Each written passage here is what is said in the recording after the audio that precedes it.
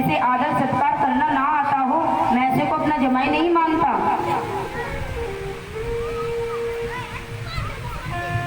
बड़े कटु वचन के साथ माता सती का अपमान करते हैं। कहते हैं मेरा तेरे से कोई रिश्ता नहीं है, अब तू भी चली जा। इतना सुनने के बाद माता सती पे रहा नहीं जाता और वो विकराल रूप में आ जाती है, माँ भगवती के रूप में आ जाती है। वो कहती हैं कि याद कर, जब तूने मेरा तप किया था तब मैंने तुझसे बोला था कि जिस दिन तूने मेरा अपमान किया मैं उस दिन तेरा घर छोड़कर चली जाऊंगी। और माता सती उस हवन कुंड की अग्नि में अपनी आहुति दे देती हैं और जल जल कर फूक फूक कर जल जाती हैं। ये नज़ारा देखकर सभी अपने गति से खड़े हो जाते हैं, सब हाहाकार मचाने लग जाते हैं कि अब बाबा भोलेनाथ का क्रोध कौन सहन करेगा, अब बाबा भोलेनाथ के क्रोध को कैसे हम झेल पाएंगे।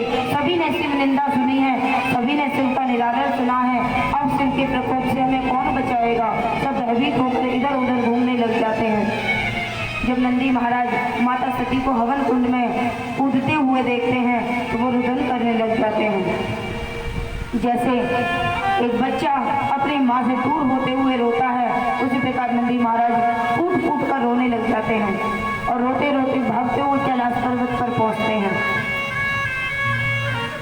रोते रोते कैलाश पर्वत पर जाते हैं और कहते हैं बाबा भोलेनाथ, उनकी वाणी डगमगा रही है। नंदी महाराज कुछ बोल नहीं पा रहे क्योंकि बाबा भोलेनाथ को क्या बोलेंगे वो, मैं अपनी माता की रक्षा नहीं कर पाया, मैं अपनी माता को बचा नहीं पाया। अग्नि कुंड में कूदने से वो रुदन करने लग जाते हैं और कांपती हुई वाणी में कहते हैं कि बाबा जल्दी चलिए।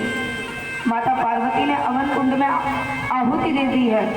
माता सती आपकी निंदा नहीं सुन पाई, आपने पिता से आपके प्रति कटु वचन उन्होंने नहीं सुन पाए और उन्होंने अपनी आहुति दे दी। जब बाबा भोलेनाथ ये सुनते हैं तो एकदम वो क्रोधित हो जाते हैं, क्रोधित होकर अपने सिंहासन से उठ जाते हैं। जब बाबा क्रोधित होते हैं तो पूरा तीनों लोग इधर उधर थर्राने लग जाता है, पूरा कांपने लग जाता है। बाबा भोलेनाथ गुस्से में, बहुत गुस्से में आ जाते हैं और गुस्से में आकर अपनी दोनों जटा तोड़कर पृथ्वी पर पटक देते हैं। और जैसे ही वो पृथ्वी पर पटकते हैं तो एक जटा में से तो वीरभद्र नामक एक दैत्य उत्पन्न होता है जो पूरा बाबा भोलेनाथ की तरह दिखता है। और दूसरी जटा से 1000 भूतों से गिरी हुई माँ भद्रकाली प्रकट होती हैं। बोले भद्रकाली मैया की जय, बोले वीरभद्र महाराज की दोनों बहुत विकराल रूप में प्रकट होते हैं। बाबा भोलेनाथ उन्हें गुस्से में आदेश देते हैं कि जाओ दक्ष प्रजापति के यज्ञ में विध्वंस मचा दो और जिसने शिव निंदा सुनी हो सभी के सर को काट डालो, सब में तहल महल मचा दो। अब 100 भूतों से गिरी हुई माँ भद्रकाली हुंकार लेकर दक्ष प्रजापति के यहाँ जाती हैं। वीरभद्र महाराज भी दौड़े दौड़े जाते हैं और अपनी तलवार से सभी सैनिक गणों का, सब दक्षा प्रजापति के द्वारपालों को सर्वनाश करने लग जाते हैं। अंदर घुसते घुसते जिसने शिव निंदा सुनी हो सबको मारते जा रहे हैं। अब बाबा ब्रह्मा जी, विष्णु भगवान वहां से अदृश्य हो गए क्योंकि उन्होंने भी शिव निंदा सुनी है। नारायण देव ने, गंधर्व ने, सब इधर उधर भागने लगे। विकराल भूतों से गिरी हुई भद्रकाली सभी को नोच रही हैं, काट रही हैं, तलवारों से विनाश कर रही हैं, सभी को मारना शुरू कर दिया, बड़ा विध्वंस मचा दिया, सब उथल पुथल कर दिया, खंभे तोड़ दिए, पर्दे तोड़ दी, ऐसा विध्वंस मचा दिया। राजा दक्ष प्रजापति के यहाँ पर सभी चिल्ला रहे हैं, रो रहे हैं, क्षमा याचना मांग रहे हैं, परंतु वीरभद्र का गुस्सा शांत नहीं हो रहा। इसी समय उनकी दृष्टि दक्ष प्रजापति की ओर दिखती है। जैसे ही दक्ष प्रजापति दिखते हैं, दक्ष प्रजापति क्षमा याचना करते हैं, परंतु वीरभद्र उनकी एक नहीं सुनते और उनका सर धड़ से अलग कर देते हैं। दक्ष प्रजापति का सर धड़ से अलग कर और उनके रक्त का पान करने लग जाती हैं भद्रकाली मैया। बाबा भोलेनाथ भोलेनाथ का फिर भी गुस्सा शांत नहीं होता।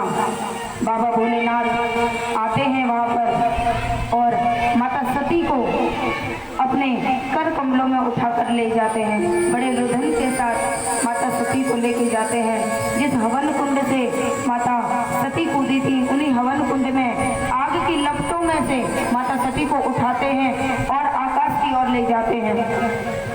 रुदन कर रहे हैं, हे सती, मैं तुम्हारे बिना कैसे रहूंगा, तुम मुझे छोड़कर कैसे गए। ऐसा रुदन करते हुए जा रहे हैं और जहाँ जहाँ माँ के अंग गिरे हैं, जहाँ जहाँ माँ का अंश गिरा है, वहाँ एक एक पिंडी तैयार होती चली जा रही है। जहाँ माँ के नैन गिरे वह नैना देवी आई, जहाँ वो ज्वाला गिरी माँ की वह ज्वाला देवी आई, जहाँ कमर से नीचे का भाग गिरा माँ का वहाँ कामाख्या मैया आई। ऐसे 31 सिद्ध पीठ मैया के विराजमान हुए, जिसको आप और हम लोग पूजते हैं। ऐसे ऐसे शरीर लेके जाते रहे। विष्णु भगवान ने देखा कि बाबा भोलेनाथ तो अब अपने सद्बुद्ध खो बैठे हैं। ऐसा रहा तो सृष्टि का संचार कैसे होगा, सृष्टि में हाहाकार मच जाएगा।